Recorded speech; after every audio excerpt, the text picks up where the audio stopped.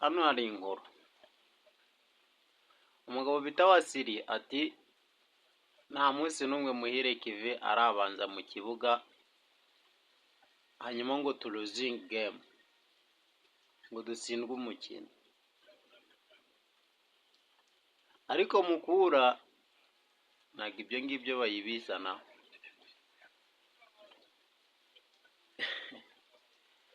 Mukura Muhire Kevin habanzamo Faringanye, ibyo ntabwo baba babyitayeho.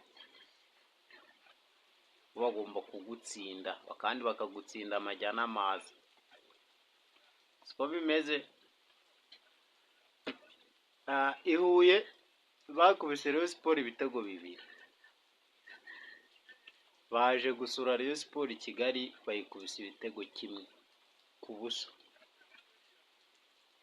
Amajya amazi. Mukura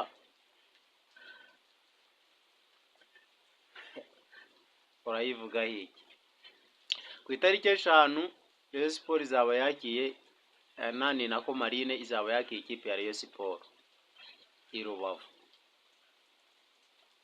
Ku itariki 5 Bugesera izaba yakiye ikipe ya PLFC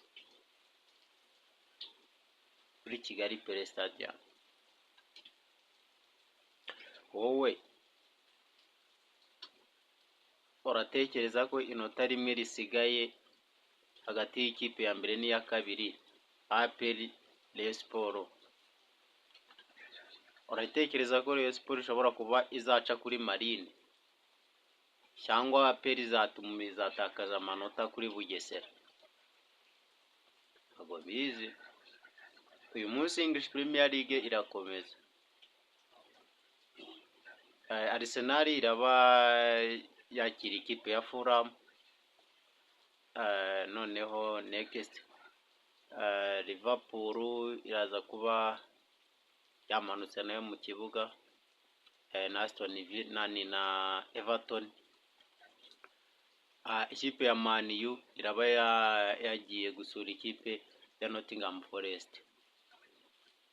Ese dutegereze ko Liverpool iza gutakaza cyangwa Arsenal?